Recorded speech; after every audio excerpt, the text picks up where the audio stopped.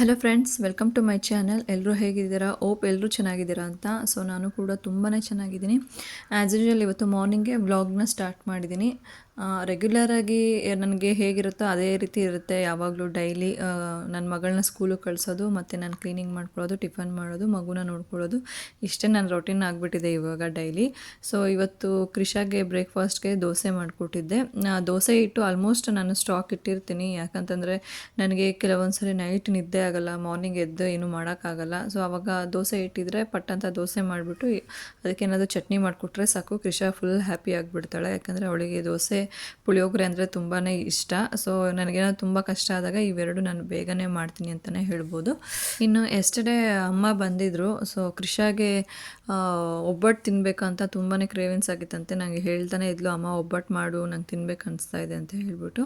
So ಅದಕ್ಕೆ ಅಮ್ಮನಿಗೆ ಹೇಳಿ ಒಬ್ಬಟ್ಟು ಮಾಡಿಸಿದ್ದೆ. ಇನ್ನು ಮಧ್ಯಾಹ್ನ ಸಾಂಬಾರಿಗೆ ಒಬ್ಬಟ್ಟು ಸಾಂಬಾರೇ ಇದೆ, ಇನ್ನು ಅದೇ ಆಗುತ್ತೆ. ಯಾಕಂದರೆ ನರೇಶ್ ಕೂಡ ಆಫೀಸಲ್ಲಿ ಇವತ್ತೇನೋ ಮೀಟಿಂಗ್ ಇದೆ, ನಾನು ಮಧ್ಯಾಹ್ನ ಲಂಚಿಗೆ ಬರೋದಿಲ್ಲ ಅಂತ ಹೇಳಿದ್ದಾರೆ. ಸೊ ಅದನ್ನೇ ಆಗುತ್ತೆ. ಇವತ್ತು ನಂದು ಏನಿದೆ ಕ್ಲೀನಿಂಗು ಮತ್ತು ಬಟ್ಟೆ ವಾಷಿಂಗು, ಸೊ ಅದನ್ನೇ ಕಂಪ್ಲೀಟಾಗಿ ಇವತ್ತು ಮಾಡ್ಕೊಳ್ತೀನಿ ಅಷ್ಟೇ. ಇನ್ನು ಇವತ್ತಿನ ವ್ಲಾಗಲ್ಲಿ ನಿಮಗೆ ಒಂದು ಮೋಟಿವೇಶನ್ ಬ್ಲಾಗ್ ಜೊತೆನೇ ಬಂದಿದ್ದೀನಿ. ನಂದು ಎವ್ರಿ ವೀಕು ಒಂದು ಮೋಟಿವೇಶನ್ ಬ್ಲಾಗ್ ಇದ್ದೇ ಇರುತ್ತೆ. ಯಾಕಂತಂದರೆ ನಾನು ಡೈಲಿ ಮನೆಯಲ್ಲೇ ಇರ್ತೀನಿ. ಈ ಚಿಕ್ಕ ಪುಟ್ಟ ಮನೇಲಿ ನಾನು ಏನು ಕಂಟೆಂಟ್ ಕ್ರಿಯೇಟ್ ಮಾಡಬೇಕು ಅನ್ನೋದು ನನಗೆ ಐಡಿಯಾನೇ ಬರ್ತಾಯಿಲ್ಲ.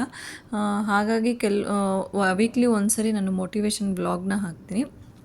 ಏನಂತ ಹೇಳಿದ್ರೆ ಅದರಿಂದ ನಿಮಗೆ ಏನೋ ಒಂದು ಉಪಯೋಗ ಆಗುತ್ತೆ, ನಿಮಗೆ ಏನೋ ಒಂದು ಪಾಸಿಟಿವ್ನೆಸ್ ಬರುತ್ತೆ ಅಂತ ಹೇಳ್ಬಿಟ್ಟು. ಸೊ ಹಂಗಂತ ಹೇಳಿ ನಾನು ಸ್ವಂತ ನನ್ನದೇ ಅಂತ ಹೇಳೋದಿಲ್ಲ. ನಾನು ಇವಾಗೆಲ್ಲ ಓದಿರ್ತೀನಿ. ನನಗೆ ಕೆಲವೊಂದು ಬುಕ್ಸ್ಗಳು ಓದೋ ತುಂಬಾ ಅಭ್ಯಾಸಗಳಿದ್ದಾವೆ. ನಮ್ಮ ಮನೇಲಿ ನಾವು ಬುಕ್ಸ್ ಕಲೆಕ್ಷನ್ನ ಜಾಸ್ತಿನೇ ಮಾಡ್ತಾಯಿರ್ತೀವಿ. ನನಗಿಂತ ಹೆಚ್ಚಾಗಿ ನಮ್ಮ ಹಸ್ಬೆಂಡು, ಅವರು ಓದೋದಿಲ್ಲ, ಆದರೆ ಬುಕ್ ತೊಗೊಂಡ್ಬಂದು ಕಲೆಕ್ಟ್ ಮಾಡಿ ಇಡ್ತಾರೆ. ಸೊ ನಾನು ಯಾವಾಗಾದ್ರೂ ಫ್ರೀ ಇದ್ದಾಗ ಓದ್ತಾ ಇರ್ತೀನಿ. ಸೊ ಈ ಥರ ಓದಿದ್ರಲ್ಲಿ ಎಲ್ಲಾದರೂ ಓದಿದ್ದು ಅಥವಾ ಈ ಥರ ಎಲ್ಲಾದರೂ ಕೇಳಿದ್ದು ಅಥವಾ ಈ ಫೇಸ್ಬುಕ್ಕಲ್ಲಿ ನೋಡಿದ್ದು ಅದನ್ನೆಲ್ಲ ನಿಮ್ಮ ಜೊತೆ ಶೇರ್ ಮಾಡ್ಕೊಳ್ಳೋಕ್ಕೆ ಇಷ್ಟಪಡ್ತೀನಿ. ಸೊ ಹಾಗೆ ಇವತ್ತು ನಾನು ಒಂದು 2 ದಿವಸದಿಂದ ಒಂದು ಆರ್ಟಿಕಲ್ ಓದಿದ್ದೆ.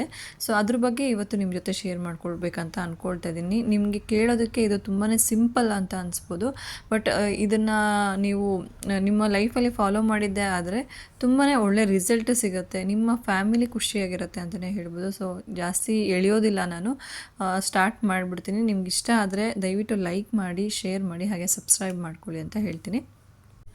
ಇವಾಗಿನ ಜನ್ರೇಷನ್ ಏನಾಗಿದೆ ಅಂತ ಹೇಳಿದ್ರೆ, ಆವಾಗ ಮನೆಗೊಂದು ಫೋನ್ ಇರ್ತಾಯಿತ್ತು, ಇವಾಗ ಮನುಷ್ಯನಿಗೊಂದು ಫೋನ್ ಇರುತ್ತೆ.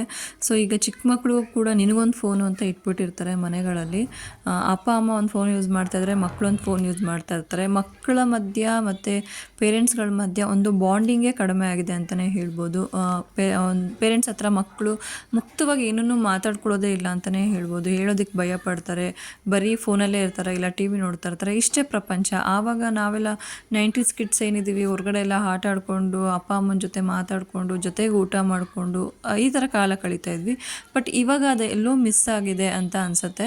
ಸೊ ನಾನು ಈ ಒಂದು ಆರ್ಟಿಕಲಲ್ಲಿ ಆ ವಿಷಯನ ಓದಿದಾಗ ನನಗೆ ತುಂಬಾ ಇಂಟ್ರೆಸ್ಟಿಂಗ್ ಅಂತ ಅನ್ನಿಸ್ತು. ಹೌದು, ಇದು ನಿಜ ಅಲ್ವಾ? ಯಾಕಂದರೆ ನನ್ನ ಲೈಫಲ್ಲಿ ಕೂಡ ಇದನ್ನು ನಾನು ಎಕ್ಸ್ಪೀರಿಯೆನ್ಸ್ ಮಾಡಿದ್ದೀನಿ. ಸೊ ಹಾಗಾಗಿ ನಿಮಗೆ ಇದನ್ನು ಶೇರ್ ಮಾಡ್ಕೊಳ್ತಾ ಇದ್ದೀನಿ.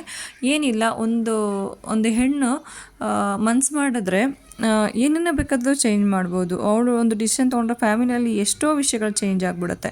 ದೊಡ್ಡವ್ರು ಹೇಳ್ತಾರೆ, ಒಂದು ಹೆಣ್ಣು ಒಂದು ಮನೆನ ಸಹ ಕಟ್ತಾಳೆ, ಒಂದು ಮನೆನ ಸಹ ಹೊಡಿತಾಳೆ ಅಂತೇಳಿ. ಯಾಕೆ ಈ ವಿಷಯದ ಬಗ್ಗೆ ಮಾತಾಡ್ತಾ ಇದ್ದೀನಿ ಅಂತಂದರೆ, ನಾನು ಒಂದು ಸಿಂಪಲಾಗಿ ಒಂದು ಸ್ಟೋರಿ ಹೇಳ್ತೀನಿ. ಇದು ಒಂದು ಚಿಕ್ಕ ಒಂದು ಫ್ಯಾಮಿಲಿ. ಆ ಫ್ಯಾಮಿಲಿನಲ್ಲಿ ಅವರ ತಾಯಿ ಮಾಡಿದ ಒಂದು ಚಿಕ್ಕ ಬದಲಾವಣೆ ಅವರ ಮಧ್ಯೆ ಇರುವ ಒಂದು ರಿಲೇಷನ್ಶಿಪ್ನೇ ಪೂರ್ತಿಯಾಗಿ ಬದಲಾಯಿಸುತ್ತೆ. ಅದು ಹೇಗೆ ಅಂತಂದರೆ, ಈ ಸ್ಟೋರಿನಲ್ಲಿ ನಾನು ಹೇಳ್ತಾ ಇರುವ ಪೇರೆಂಟ್ಸು ಇಬ್ಬರು ಕೂಡ ಜಾಬರ್ಸು. ಇಬ್ಬರು ಕೂಡ daily busy morning, office, work, meeting, call, message, so ಹೀಗೆ ದಿನ ಎಲ್ಲ ಒಂದು ಒತ್ತಡದ ಜೀವನ ಅಂತಲೇ ಹೇಳ್ಬೋದು. ಯಾವಾಗಲೂ ಅವ್ರಿಗೆ ಅನಿಸೋದು, ಇದನ್ನೆಲ್ಲ ನಾನು ಮಾಡ್ತಾ ಇರೋದು ನಮ್ಮ ಮಕ್ಕಳಿಗೋಸ್ಕರನೇ ಅಲ್ವಾ ಅಂತ ಹೇಳ್ಬಿಟ್ಟು. ಅಫ್ಕೋರ್ಸ್ ಎಲ್ಲರೂ ಅದನ್ನೇ ಅಂದ್ಕೊಳ್ತಾರೆ, ನಾವು ಏನೇ ಮಾಡ್ತಾಯಿದ್ರು ಅದು ಮಕ್ಕಳಿಗೋಸ್ಕರ ಅಂತೇಳಿ. ಆದರೆ ಒಂದು ದಿನ ಯಾವಾಗಲಿನ ಹಾಗೆ ಆ ತಾಯಿ ತುಂಬ ಟಯರ್ಡಿಂದ ಮನೆಗೆ ಬರ್ತಾರೆ. ಮನೆಯೊಳಗೆ ಬರ್ತಿರೋ ಹಾಗೇ ಒಂದು ಕೈಯಲ್ಲಿ ಬ್ಯಾಗು, ಮತ್ತೊಂದು ಕೈಯಲ್ಲಿ ಫೋನು. ಇನ್ನು ಆಫೀಸಿಂದ ನೋಟಿಫಿಕೇಷನ್ ಬರ್ತಾನೆ ಇರುತ್ತೆ. ಬಟ್ ಮಕ್ಕಳು ನೋಡ್ತಾರೆ, ಮಕ್ಕಳು ನೋಡಿದ ತಕ್ಷಣ ಅಮ್ಮ ಅಂತೇಳಿ ಖುಷಿಯಿಂದ ಇಬ್ಬರು ಕೂಡ ತುಂಬಾ ಎಕ್ಸೈಟಿಂದ ಹೋಗ್ತಾರೆ ಅಮ್ಮನ ಹತ್ರ. ಬಟ್ ಆದರೆ ಆ ತಾಯಿ ಏನು ಮಾಡ್ತಿರ್ತಾಳೆ, ಮಕ್ಕಳು ಏನು ಹೇಳ್ತಿರ್ತಾರೆ ಅನ್ನೋದ್ರ ಬಗ್ಗೆ ಗಮನನೇ ಇರಲ್ಲ. ಅವ್ರ ಗಮನ ಎಲ್ಲ ಫೋನ್ ಮೇಲೇ ಇರುತ್ತೆ. ಸೊ ಮಕ್ಳಿಗೂ ಕೂಡ ಅದು ಒಂಥರ ಇದು ಅನ್ಕಂಫರ್ಟಬಲ್ ಅನಿಸುತ್ತೆ. ನಮ್ಮ ಜೊತೆ ಯಾರು ಮಾತಾಡ್ತಾ ಇಲ್ಲ, ನಾವು ಏನೇ ಹೇಳಿದ್ರು ಕೇಳಿಸ್ಕೊಳ್ತಾ ಇಲ್ಲ ಅಂತೇಳಿ. ಸೊ ಅವ್ರೇನು ಮಾತಾಡ್ದಿರ ಅಲ್ಲಿಂದ ಹೋಗ್ಬಿಡ್ತಾರೆ. ಆ ಕ್ಷಣ ಆ ತಾಯಿಗೆ ರಿಯಲೈಸ್ ಆಗುತ್ತೆ, ಆ ಮೂಮೆಂಟಲ್ಲಿ ನಾನು ಏನು ಮಾಡ್ತಾ ಇದ್ದೀನಿ, ನಾನೀಗ ಮನೆಯಲ್ಲಿದ್ದರೂ ನಾನು ಯಾಕೆ ನನ್ನ ಮಕ್ಕಳಿಗೆ ಟೈಮ್ ಕೊಡ್ತಾ ಇಲ್ಲ ಅನ್ನೋದು ಆ ಮೂಮೆಂಟಲ್ಲಿ ಆಕೆಗೆ ರಿಯಲೈಸ್ ಆಗುತ್ತೆ. ಆ ಕ್ಷಣ ಆ ತಾಯಿ ಒಂದು ಡಿಸಿಷನ್ನ ತೊಗೊತಾಳೆ, ನಾನು ಮನೆಗೆ ಬಂದ ತಕ್ಷಣ ಸ್ವಲ್ಪ ಹೊತ್ತಾದರೂ ಫೋನನ್ನು ಪಕ್ಕಕ್ಕೆ ಇಡಬೇಕು ಅಂತ. ಸೊ ಅದಕ್ಕಾಗಿ ನೆಕ್ಸ್ಟ್ ಡೇ ಇಂದನೇ ಅದನ್ನು ಅವಳು ಇಂಪ್ಲಾಂಟ್ ಮಾಡ್ತಾಳೆ. ಡೋರ್ ಹತ್ರ ಒಂದು ಬ್ಯಾಸ್ಕೆಟ್ನ ಇಡ್ತಾಳೆ. ಮನೆಗೆ ಬರ್ತಿದ್ದಂಗೆ ಬ್ಯಾಗು ಮತ್ತು ಬ್ಯಾಸ್ಕೆಟ್ನು ಬ್ಯಾಗನಲ್ಲಿ ಇಟ್ಟು ಬ್ಯಾಸ್ಕೆಟ್ ಒಳಗಡೆ ಫೋನ್ನ ಸಹ ಹಾಕ್ತಾಳೆ.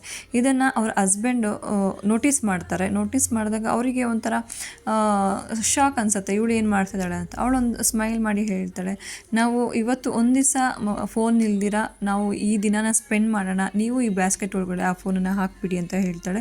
ಸೊ ಅವ್ರ ಹಸ್ಬೆಂಡು ಕೂಡ ಹಾಗೆ ಮಾಡ್ತಾರೆ. ಒಂದು ಸ್ವಲ್ಪ ಹೊತ್ತು ಅವರಿಗೆ ಲೋನ್ಲಿನೆಸ್ ಕಾಡುತ್ತೆ, ಒಂಥರ ಸೈಲೆಂಟ್ ಅನಿಸುತ್ತೆ, ಬೋರಿಂಗ್ ಅಂತ ಅನಿಸುತ್ತೆ. ಯಾಕೆ ಅಂತಂದರೆ ಅವರ ಫ್ರೀ ಟೈಮ್ನೆಲ್ಲ ಅವರು ಮೊಬೈಲ್ನಲ್ಲೇ ಕಳೀತಿರ್ತಾರೆ. ಸೊ ಆ ಮೊಬೈಲ್ ಇಲ್ದಿರ ಇದ್ದಾಗ ಅವ್ರಿಗೆ ಏನೋ ಕಳ್ಕೊಂಡ್ವಿ ಅನ್ನೋ ಥರ ಒಂದು ಫೀಲಿಂಗ್ ಅವರಲ್ಲಿ ಬರ್ತಾ ಇರುತ್ತೆ. ಆದರೆ ಆ ದಿನ ತುಂಬ ದಿನಗಳ ನಂತರ ಅವರ ಮಕ್ಕಳ ಜೊತೆ ಮನಸ್ಸು ಬಿಚ್ಚಿ ಮಾತಾಡಿರ್ತಾರೆ. ಮತ್ತು ಕಿಚನಲ್ಲೂ ಸಹ ಅಷ್ಟೇ ಎಲ್ಲರೂ ಸೇರಿ ಕುಕ್ಕಿಂಗ್ನ ಮಾಡಿರ್ತಾರೆ. ಫ್ಲೋರ್ ಮೇಲೆ ಏನೋ ಒಂದು ಆಟ ಆಡಿರ್ತಾರೆ, ಮಕ್ಕಳ ಜೊತೆ ಕೂತ್ಕೊಂಡು ತಮಾಷೆ ಮಾಡಿರ್ತಾರೆ, ಊಟ ಮಾಡಿರ್ತಾರೆ. ಸೊ ಆವಾಗ ಅರ್ಥ ಆಗಿದ್ದು ಏನಂತಂದರೆ, ಮಕ್ಕಳಿಗೆ ನಾವು ಎಕ್ಸ್ಪೆನ್ಸಿವ್ ಟಾಯ್ಸ್ಗಿಂತ ಪೇರೆಂಟ್ಸ್ ಅಟೆನ್ಷನ್ ತುಂಬಾ ಮುಖ್ಯ ಆಗುತ್ತೆ. ಇದು ತುಂಬಾ ಇಂಪಾರ್ಟೆಂಟ್ ಆಗುತ್ತೆ. ಆಮೇಲೆ ಕೂಡ ಆ ತಾಯಿಗೆ ಕೆಲವು ಸರಿ ಆಫೀಸಿಂದ ಕಾಲ್ಸ್ ಬರ್ತಾನೆ ಇರುತ್ತೆ. ಆಕೆ ಆವಾಗ ರೆಸ್ಪಾನ್ಸ್ ಮಾಡೋಕ್ಕೆ ಸ್ಟಾರ್ಟ್ ಮಾಡ್ತಾಳೆ. ಇಲ್ಲ, ನಾನು ಇವಾಗ ಮನೆಯಲ್ಲಿದ್ದೀನಿ, ನನಗೆ ಇದು ನನ್ನ ಫ್ಯಾಮಿಲಿ ಟೈಮ್ ಅಂತ ಹೇಳಿಬಿಟ್ಟು ಅದನ್ನು ಮ್ಯಾನೇಜ್ ಕೂಡ ಮಾಡ್ತಾಳೆ. ಇದರಿಂದ ಏನೆಲ್ಲ ಬದಲಾವಣೆ ಬಂತು ಅಂತಂದರೆ, ಪ್ರಪಂಚ ಏನು ನಿಂತೋಗಲಿಲ್ಲ, ಆದರೆ ಅವರ ಫ್ಯಾಮಿಲಿ ಹ್ಯಾಪಿನೆಸ್ ಮಾತ್ರ ದೊಡ್ಡದಾಗಿದೆ. ಕೆಲವು ದಿನಗಳ ನಂತರ ಒಂದು ದೊಡ್ಡ ಬದಲಾವಣೆಯನ್ನು ನೋಟಿಸ್ ಮಾಡ್ತಾರೆ ಅವರು. ಯಾವಾಗಲೂ ಟಿ.ವಿ, ಮೊಬೈಲ್ ಅಷ್ಟೇ ನೋಡ್ತಿದ್ದ ಮಕ್ಕಳು ಈಗ ಪೇರೆಂಟ್ಸ್ ಜೊತೆ ಹೆಚ್ಚು ಮಾತಾಡ್ತಾ ಇದ್ದಾರೆ. ಡಿನ್ನರ್ ಟೈಮಲ್ಲಿ ಎಲ್ಲರೂ ಜೊತೆಗೆ ಕೂತು ಊಟ ಮಾಡ್ತಾ ಇದ್ದಾರೆ. ಫ್ಯಾಮಿಲಿ ಬಾಂಡಿಂಗ್ ಜಾಸ್ತಿ ಆಗಿದೆ, ನಗು ಜಾಸ್ತಿ ಆಗಿದೆ. ಮಕ್ಕಳು ಮತ್ತು ಪೇರೆಂಟ್ಸ್ಗಳ ಮಧ್ಯೆ ಇರೋ ಒಂದು ಕನೆಕ್ಷನ್ ಇಂಪ್ರೂವ್ ಆಗಿದೆ. ಮುಖ್ಯವಾಗಿ ಅವರುಗಳ ಮಧ್ಯೆ ಫ್ರೆಂಡ್ಶಿಪ್ ಬಂದಿದೆ ಅಂತಲೇ ಹೇಳ್ಬೋದು. ಆಗ ಆ ತಾಯಿಗೆ ಪೂರ್ತಿಯಾಗಿ ಅರ್ಥ ಆಗುತ್ತೆ, ಫ್ಯಾಮಿಲಿ ಬೆಸ್ಟ್ ಲೈಫ್ ಕೊಡೋದು ಅಂತಂದರೆ ಹೆಚ್ಚಾಗಿ ಹಣನ ಸಂಪಾದನೆ ಮಾಡೋದಲ್ಲ, ಅವ್ರ ಜೊತೆ ಪ್ರೆಸೆಂಟಲ್ಲಿ ಇರೋದು. ಇದೇ ನಾವು ಅವ್ರಿಗೆ ಕೊಡೋ ಕಾಸ್ಟ್ಲಿಯೆಸ್ಟ್ ಗಿಫ್ಟ್ ಅಂತ ಹೇಳ್ಬಿಟ್ಟು. ನೋಡಿ, ಒಂದು ಚಿಕ್ಕ ನೋ ಫೋನ್ ರೂಲ್ ಏನಿದೆ ಅವರ ಫ್ಯಾಮಿಲಿ ಶಾಂತಿನ, ಬಾಂಡಿಂಗ್ನ, ಹ್ಯಾಪಿನೆಸ್ನ ತಂದಿದೆ. ಸೊ ಆದ್ದರಿಂದ ಫ್ಯಾಮಿಲಿಗೆ ಹೆಚ್ಚು ಟೈಮನ್ನು ಕೊಡಿ. ಇದೇ ನೀವು ನಿಮ್ಮ ಮಕ್ಕಳಿಗೆ ಕೊಡೋ ಅಂತಹ ದೊಡ್ಡ ಗಿಫ್ಟು, ದೊಡ್ಡ ಮೆಮೊರೀಸ್ ಅಂತ ಹೇಳ್ತೀನಿ. ಈ ವಿಷಯನ ನಾನು ಅಲ್ಲಿ ಓದಿದಾಗ ನನಗೆ ಯಾಕೆ ಇದು ತುಂಬಾ ನನಗೆ ಹಾರ್ಟ್ ಟಚಿಂಗ್ ಆಯಿತು ಅಥವಾ ನನ್ನ ಹಾರ್ಟ್ಗೆ ಕನೆಕ್ಷನ್ ಆಯಿತು ಅಂತಂದರೆ, ಇದನ್ನೇ ನಾನು ಎಕ್ಸ್ಪೀರಿಯನ್ಸ್ ಮಾಡಿದ್ದೀನಿ ಕೂಡ. ನನ್ನ ಹಸ್ಬೆಂಡು ಕೂಡ ವರ್ಕ್ ಮಾಡೋದ್ರಿಂದ ನಾನು ಮನೆಯಲ್ಲೇ ಇರ್ತೀನಿ. ಸೊ 24 hours ನಾನು ನನ್ನ ಮಕ್ಕಳನ್ನ ನೋಡ್ಕೊಳ್ತಾ ಇರ್ತೀನಿ. ಅವರು ಫುಲ್ಲು ಟೋಟಲಿ, ಈಗ ನನ್ನ ದೊಡ್ಡ ಮಗಳು ಫುಲ್ಲು ಟೋಟಲಿ ನನಗೆ ಅಟ್ಯಾಚ್ ಆಗಿಬಿಟ್ಟಿದ್ಲು. ಅವ್ರ ಅಪ್ಪನ ಹತ್ರ ಸಹ ಏನು ಕೇಳ್ತಿರ್ಲಿಲ್ಲ, ಮಾತಾಡ್ತಾ ಇರಲಿಲ್ಲ. ಅವರಪ್ಪ ಬಂದರೆ ಕರೆಕ್ಟಾಗಿ ಅವ್ರ ಜೊತೆ ಇಂಟ್ರ್ಯಾಕ್ಟ್ ಇರಲಿಲ್ಲ, ಖುಷಿ ಇರಲಿಲ್ಲ ಅವಳಿಗೆ ಅವ್ರ ಅಪ್ಪನ ಜೊತೆ. ನನಗೆ ಇದನ್ನೆಲ್ಲ ನೋಡಿದಾಗ ತುಂಬ ಬೇಜಾರು ಅನಿಸ್ತಿತ್ತು. ಅವರಿಗೂ ಒಂದು ಕ್ಷಣ ಬೇಜಾರು ಅನಿಸ್ತಿತ್ತು, ಯಾಕೆ ಅವಳು ನಮ್ಮ ಜೊತೆ ಸೇರೋದಿಲ್ಲ ಅಂತೇಳಿ. ಒಂದು ದಿವಸ ನನ್ನ ಹಸ್ಬೆಂಡ್ನ ಕೂರಿಸ್ಕೊಂಡು ಹೇಳಿದೆ, ಇಲ್ಲ, ನೀನು ಅವಳಿಗೆ ಟೈಮ್ ಕೊಡ್ತಾ ಇಲ್ಲ.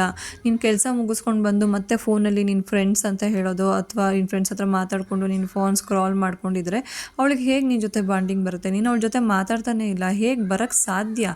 ನಾವು ಏನು ಮಕ್ಕಳಿಗೆ ಕೊಡ್ತೀವೋ ಅದು ರಿಫ್ಲೆಕ್ಷನ್ ಆಗಿ ನಮಗೆ ಬರುತ್ತೆ. ನೀನು ಅದನ್ನು ಮಾಡ್ತಾ ಇಲ್ಲ ಅಂತ ಹೇಳಿದಾಗ ಅವರು ನನ್ನ ಮಾತನ್ನು ಪಾಸಿಟಿವ್ ಆಗಿ ತೊಗೊಂಡು ಮಾರನೇ ದಿವಸನೇ ಅದನ್ನು ಚೇಂಜ್ ಮಾಡಿಕೊಂಡ್ರು. ಅವ್ರ ಜೊತೆ ತುಂಬ ಖುಷಿಯಾಗಿ ಟೈಮ್ನ ಸ್ಪೆಂಡ್ ಮಾಡೋಕ್ಕೆ ಸ್ಟಾರ್ಟ್ ಮಾಡಿದ್ರು. ಮಾರ್ನಿಂಗ್ ಹೊತ್ತು ಅಷ್ಟೇ ಅವ್ರ ಜೊತೆ ಆಟ ಆಡೋದು, ಅವಳನ್ನ ಎದ್ದ ತಕ್ಷಣ ಮಾತಾಡ್ಸೋದು, ಅವಳು ಎದ್ದು ಬರ್ತಾ ಇದ್ದಂಗೆ ಖುಷಿಯಿಂದ ಅವಳಿಗೆ ಗುಡ್ ಮಾರ್ನಿಂಗ್ ಹೇಳೋದು, ಅವಳನ್ನ ಸ್ಕೂಲಿಗೆ ರೆಡಿ ಮಾಡೋದು, ಸ್ಕೂಲಿಗೆ ಬಿಡೋದು, ಇವೆಲ್ಲನೂ ಮಾಡ್ಲಿಕ್ಕೆ ಸ್ಟಾರ್ಟ್ ಮಾಡಿದ್ರು.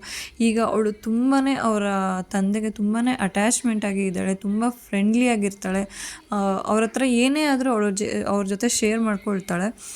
ಏನಂತ ಹೇಳಿದ್ರೆ, ಮುಂಚೆ ಅವ್ರೇನಾದರೂ ಹೋಮ್ವರ್ಕ್ ಮಾಡಿಸ್ತೀನಿ ಬಾ ಅಂತ ಕರೆದ್ರು ಅವಳು ಹೋಗ್ತಿರ್ಲಿಲ್ಲ, ಭಯ ಪಡ್ತಾ ಇದ್ಲು ಅವ್ರ ಹತ್ರ ಮಾತಾಡೋದಕ್ಕೆ. ಅಷ್ಟು ಒಂದು ಅನ್ಕಂಫರ್ಟಬಲ್ ಝೋನಲ್ಲಿ ಇದ್ಲು ಅಂತಲೇ ಹೇಳ್ಬೋದು. ಬಟ್ ಈಗ ಆ ಥರ ಇಲ್ಲ, ತುಂಬಾ ಕ್ಲೋಸಾಗಿ ಇರ್ತಾಳೆ. ಇದಕ್ಕೆ ಈ ಬದಲಾವಣೆಗೆ ಜಾಸ್ತಿ ದಿವಸ ಏನೂ ಬೇಕಾಗಲಿಲ್ಲ, 2-3 ಡೇಸಲ್ಲೇ ಚೇಂಜಸ್ ಆಗೋಯಿತು. ಮಕ್ಕಳ ಮನಸ್ಸು ಆ ಥರ ಇರುತ್ತೆ, ಎಲ್ಲವನ್ನೂ ಮರೆಯೋ ಶಕ್ತಿ ಇರುತ್ತೆ ಅವರಿಗೆ. ಇವಾಗ ನಾವು ಏನು ಕೊಡ್ತೀವಿ, ನಾವು ಏನು ಅವ್ರಿಗೆ ಕಲಿಸ್ತೀವಿ, ಅದೇ ತುಂಬಾ ಇಂಪಾರ್ಟೆಂಟ್ ಆಗುತ್ತೆ.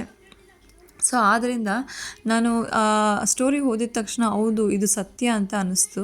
ಸೊ ಯಾರಾದರೂ ಈ ಥರ ಮಾಡ್ತಿದ್ರೆ ನಿಮ್ಗೇನಾದರೂ ಹೌದು ನಾವು ಈ ಥರ ಮಾಡ್ತಾಯಿದ್ದೀವಿ, ನಮ್ಮ ಜೀವನದಲ್ಲೂ ಕೂಡ ಈ ಥರ ಒಂದು ಬದಲಾವಣೆಯನ್ನು ನಾವು ತರೋಣ ಅಂತ ಏನಾದರೂ ನಿಮಗೆ ಅನಿಸಿದ್ರೆ ಈ ವಿಡಿಯೋಗೆ ಒಂದು ಇದು ಸಾರ್ಥಕತೆ ಸಿಗುತ್ತೆ ಅಂತಲೇ ಹೇಳ್ಬೋದು. ಅಷ್ಟೇ ಫ್ರೆಂಡ್ಸ್, ಇನ್ನೇನೂ ಇಲ್ಲ. ಟೈಮ್ ಕೊಡಿ ಮಕ್ಕಳಿಗೆ, ಯಾಕಂದರೆ ಬೇಗನೆ ಟೈಮ್ ಹೋಗ್ತಾ ಇದೆ, ಮಕ್ಕಳು ಬೇಗನೆ ಬೆಳೀತಾ ಇದ್ದಾರೆ. ಮತ್ತು ನಮಗೆ ಅವರ ಆ ಏಜಲ್ಲಿ ಸಿಗೋವಂಥ ಹ್ಯಾಪಿನೆಸ್ಸು ಮತ್ತೆ ನಮಗೆ ಸಿಗೋದಿಲ್ಲ. ನಾವು ಅದನ್ನು ಈಗಲೇ ಅನುಭವಿಸ್ಬೇಕು. ಯಾಕೆಂದರೆ ಅವ್ರಿಗೆ ಒಂದು ಸರ್ಟೈನ್ ಏಜ್ ಬಂದಾಗ ಅವರು ನಮ್ಮ ಮೇಲೆ ಯಾವುದಕ್ಕೂ ಡಿಪೆಂಡ್ ಆಗೇ ಇರೋದಿಲ್ಲ, ನಮ್ಮ ಹತ್ರ ಏನೂ ಕೇಳೋದಿಲ್ಲ, ಏನೂ ಮಾಡೋದಿಲ್ಲ. ಯಾಕೆಂದರೆ ಅವ್ರಿಗೆಲ್ಲ ನಾಲೆಜಸ್ ಬಂದಿರುತ್ತೆ. ಸೊ ಆದ್ದರಿಂದ ಒಂದು ಏಜಲ್ಲಿ ನೀವು ಕೊಡೋಕ್ಕೆ ಏನು ಸಾಧ್ಯ ಇದೆಯೋ ಅದನ್ನು ಕೊಟ್ಬಿಡಿ ಅಂತ ಹೇಳ್ತೀನಿ. ಸೊ ನಿಮಗೆ ಈ ಒಂದು ವಿಡಿಯೋ ಇಷ್ಟ ಆಗಿದೆ ಅಂತ ಅಂದ್ಕೊಂಡಿದ್ದೀನಿ. ಇಷ್ಟ ಆಗಿದ್ದರೆ ದಯವಿಟ್ಟು ಲೈಕ್ ಮಾಡಿ, ಶೇರ್ ಮಾಡಿ, ಹಾಗೆ ಸಬ್ಸ್ಕ್ರೈಬ್ ಮಾಡ್ಕೊಳ್ಳಿ. ನೀವು ಕೊಡೋ ಒಂದು ಲೈಕು ಮುಂದೆ ನಾನು ವೀಡಿಯೋಸ್ಗಳಿಗೆ ಮಾಡೋದಕ್ಕೆ ನನಗೆ ಮೋಟಿವೇಶನ್ ಸಿಗುತ್ತೆ ಅಂತ ಹೇಳ್ತೀನಿ. So thank you so much.